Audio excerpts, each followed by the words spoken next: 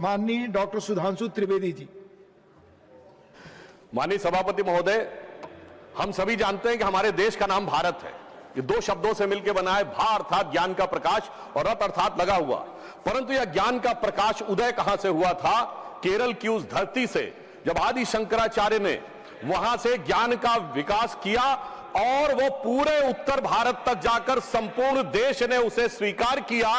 और मैं कह सकता हूं कि भारत के इतिहास में यदि अगर कोई एक विजय रही है जिसे धर्म विजय कहा जाता है, तो वो केरलम की धरती से आदि शंकराचार्य जी ने जाकर संपूर्ण उत्तर भारत में उसे स्वीकार किया। There was no victory from north to south, there was only dharma vijay from south to north. और जब आदि शंकराचार्य जी ने सर उपनिषदों के 10 उपनिषदों को ईशकेन कठ प्रश्न मुंडक मांडू के तैतरीय छांदोग्य बृहदारण्यक को कंपाइल किया, और उसका प्रभाव क्या पड़ा दुनिया पे कि इरविन श्रोडिंगर, जो कि नोबेल प्राइज विजेता क्वांटम फिजिक्स का प्रोफेसर है और साइंटिस्ट है, उसने 1964 में अपनी किताब लिखी my view of the world, और उसने लिखा है पूरा एक चैप्टर लिखा द वेदांतिक वर्जन।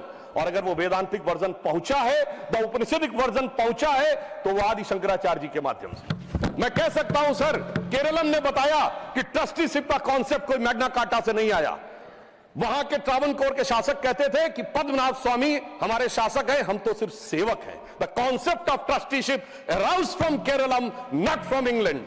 दूसरी बात मैं बताना चाहता हूं महोदय, केरलम के अंदर वो ज्ञान का प्रतीक था जिसका उल्लेख अभी आदरणीय तरुण चुग जी ने किया, डिफरेंशियल कैलकुलस और इंटीग्रल कैलकुलस, जिसका क्रेडिट न्यूटन को दिया जाता है। मैनचेस्टर यूनिवर्सिटी ने 2007 में माना कि 250 साल पहले केरल स्कूल ऑफ मैथमेटिक्स में वो पूरी चीजें स्थापित थी, माधव की सारणी स्थापित थी।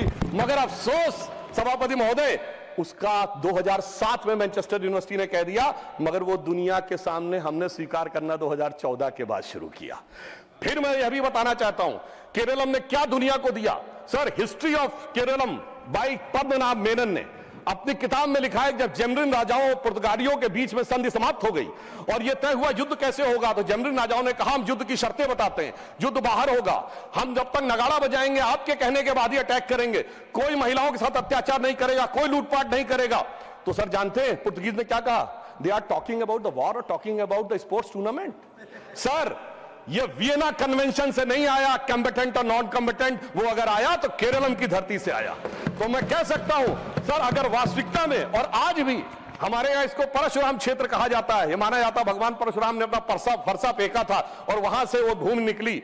जब कभी भी जियोलॉजिकल डाटा आएगा और उस दिन ये बात प्रकाश में आएगी कि केरलम किस दिन समुद्र से बाहर निकला था, उस दिन समझ में आएगा कितने हजार और कितने लाख साल पुरानी हमारी सभ्यता है। और आज मैं कह सकता हूं पूरे देश को कैसे जोड़ते हैं। प्रधानमंत्री मोदी जी ने केदारनाथ में आदि शंकराचार्य जी की समाधि बनवाई है, यानी वो केरलम की धरती से है और हिमालय में स्थापित है। इस प्रकार से यह देश जुड़ता है, जिसका संदेश केरलम ने हमको दिया है।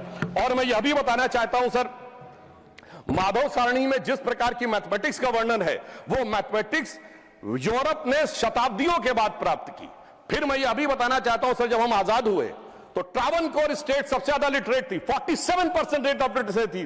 तो सर, शिक्षा का अधिकार अगर सबसे पहले मिला, सर्वाधिक शिक्षित था तो केरलम था। कोई चाचा जी ने सबको शिक्षा दी ऐसा नहीं था।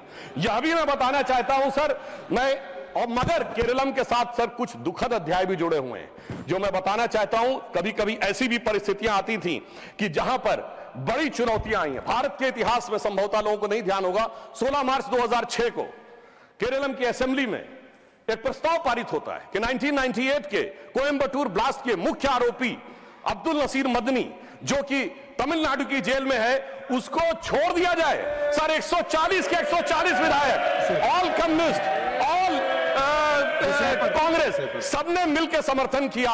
मुझे लगता है कि कॉन्स्टिट्यूशनल मशीनरी का टेररिज्म के आरोपी के पक्ष में यह प्रयोग करने का बहुत दुखद उदाहरण था। और फिर मैं कोट कर रहा हूं सर, अभी इन्होंने बहुत कुछ बोला।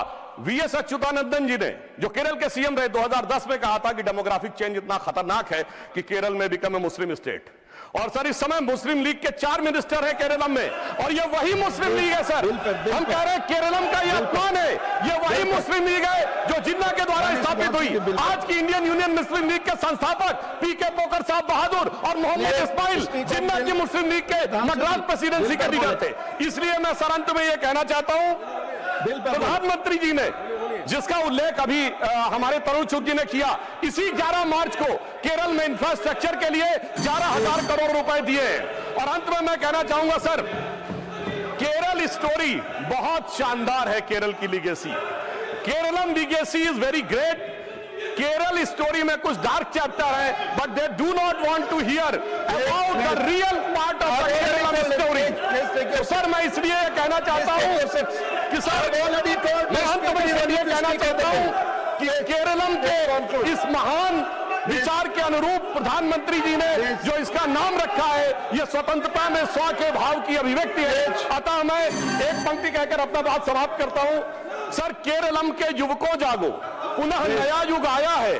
भारत मां की शक्ति लगी है, मोदी ने बीड़ा उठाया है।